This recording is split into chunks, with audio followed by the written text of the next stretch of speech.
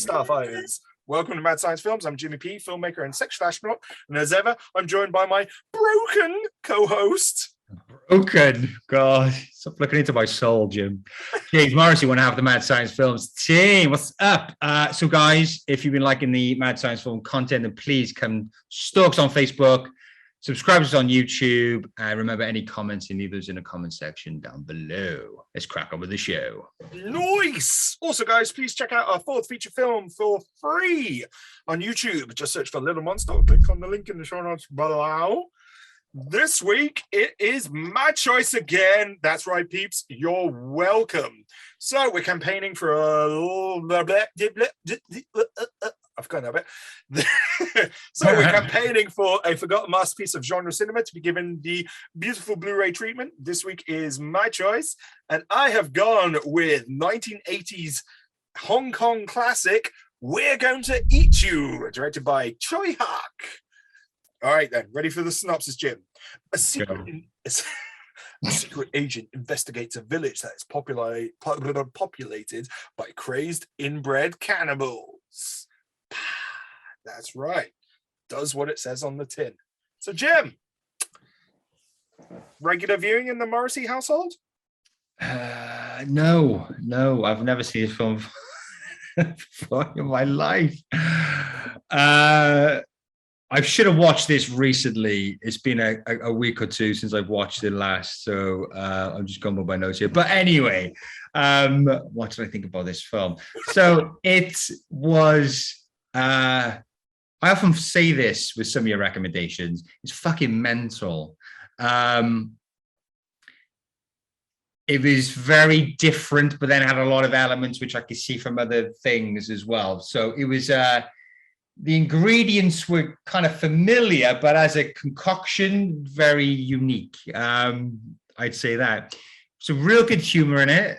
Some really good funny moments. Some good characters in it too. Now, this is a gory horror film, but it almost felt like a Western. Like the way the kind of this stranger rolls into town, albeit a town full of fucking cannibals, and then starts kicking the sheriff's ass and all that kind of stuff. So it had a Western feel to it. It's a really fucking interesting character, particularly the giant rapey woman who just likes to, is just a horny motherfucker, and she's very big and very, very intimidating. So that was a cool one. A lot of really good gore. As a story, it felt a bit mental. It felt a bit kind of chaotic, but I think that was probably what they wanted it to be, I guess, just mental. Yeah. Okay. Yeah, I think that, I just come from my notes there. Yeah. Fucking mental fun. Yeah. So my introduction of this film was, I read about it. Do you remember we had a chat with Adam way back when, and we were talking about Asian horror, and I had a book about Hong Kong, like action cinema and horror cinema. And there was one where like the synopsis was pretty much what I just read from IMDb, and the title, We're Going to Eat You. So I was determined, like when VCDs were like available and everything, I was determined to track this down. I found it back in the early 2000s, and it just stuck with me for the exact reason you just said, mate. It kind of blends these multiple genres and tonally is all over the place, and yet somehow it works. Like, do you know, like those world buffets that you get, where, you know, like you'll have like the Mexican counter right next to like the Thai counter, and you just put it all on your plate and you go. That reminds me of this film. There's just everything in there. It, like, I honestly haven't picked up on like the Western thing, but I think you're absolutely right, mate, just in terms of the structure of it and the setup. You know, like secret agent man comes into town, and the town is something, you know, something's up with the town and he's got to fix the problem. That is a classic Western like structure. So absolutely agree with that. But also it combines like these other three genres. So you've got like the impressive gore of, you know, your Italian splatter movies of like the 70s. You've got like the funny slapstick of like dating back to Charlie Chaplin, but then more recently, or at least more contemporary to this film, of like the Jackie Chan comedy films, like Wheels on Meals and all these other ones. And then you've got the aerobic martial arts that you get in the traditional, kung fu movies of like the Shaw Brothers and that kind of period. And somehow it fucking works. And it shouldn't do. Like tonally, you're going from like that wacky comedy.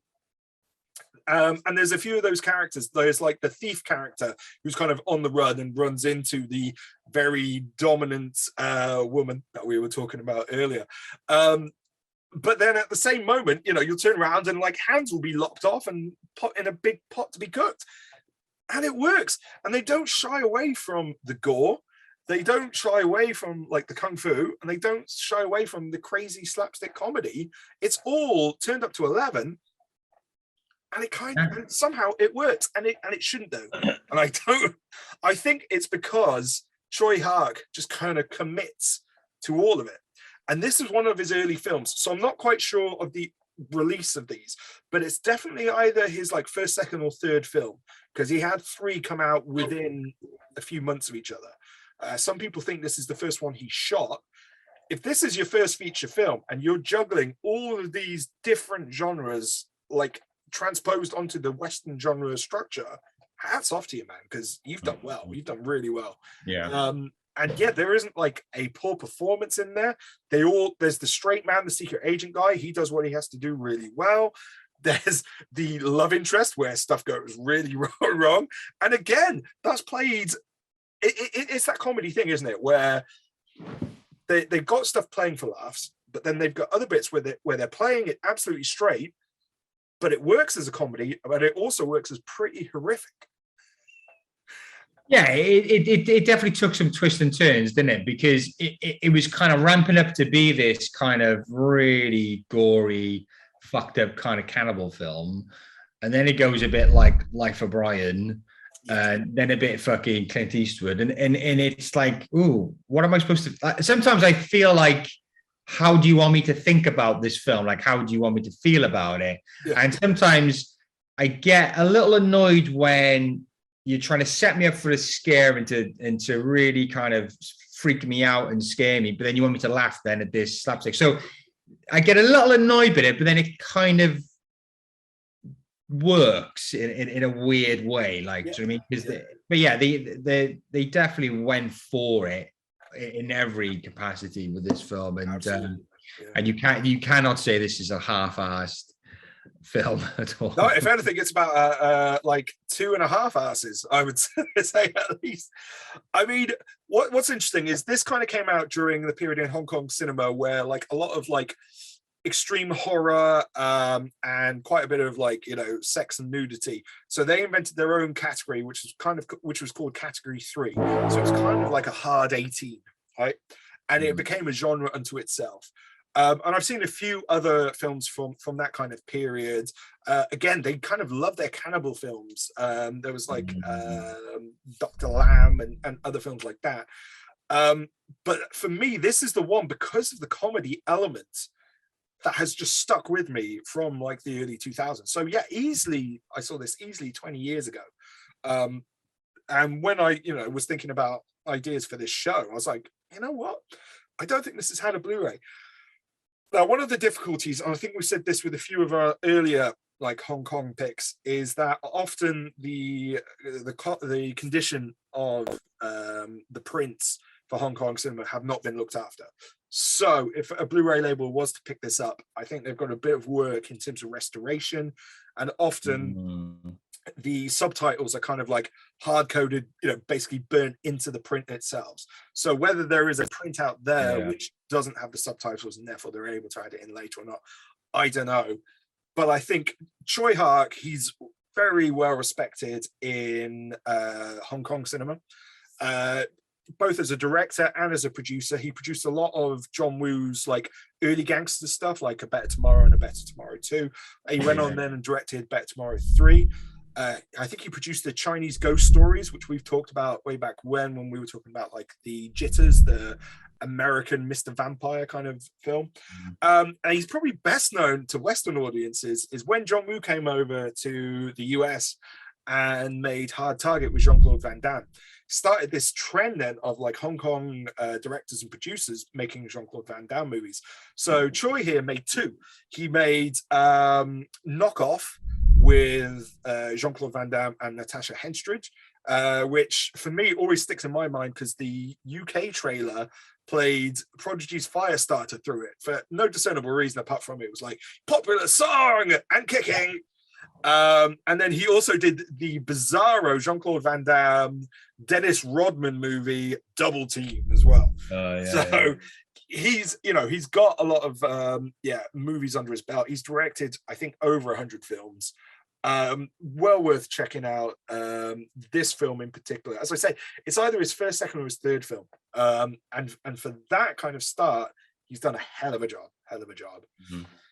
So Jim, what label do you think would be best to put this bad boy out? I gotta be honest, man. I really am not sure. Cut this bit out. I'm gonna look back. I'll put the list there. I thought I wrote some down, but I didn't. I'm not too sure, mate. I'll leave this in your capable hands. Right. I'm going to go with 88 films. They've put out a lot of other Hong Kong or Asian 70s, 80s horror. I think they put out a really good version of Hex and Boxer's Omen. So for me, this would be well within their kind of territory.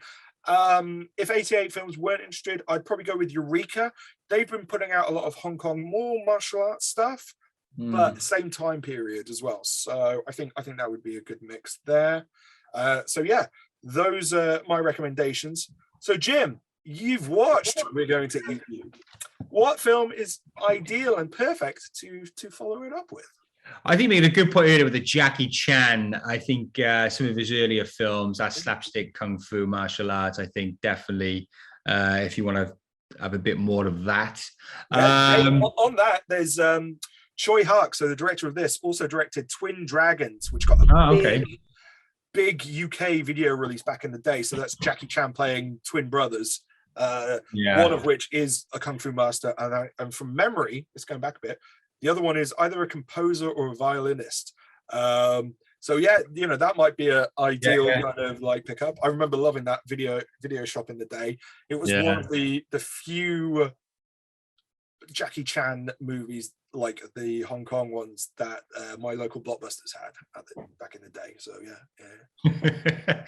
and for more kind of cannibal stuff. I mean, Cannibal Holocaust is one of the notoriously gruesome kind of the cannibal films. If you wanted that kind of tone to carry on and avoid any of that slapstick kind of humor, then dig that out. Yeah, there's many of us like Green Inferno and definitely. I think the gore in We're Going to Eat You felt very much. Again, it's similar, isn't it? Because like the Italian films did like a lot of rip-offs of like Hollywood stuff, and Hong Kong then was almost ripping off the Italian stuff. So absolutely good call. Bit of blending and borrowing of ideas. That's much nicer way of putting it. I mean, and if you kind of want, I mean, I don't think they did a film, but if you fancy just some mental village cannibalism horror humor, then go watch Legal Gentlemen, because that has got a lot of that.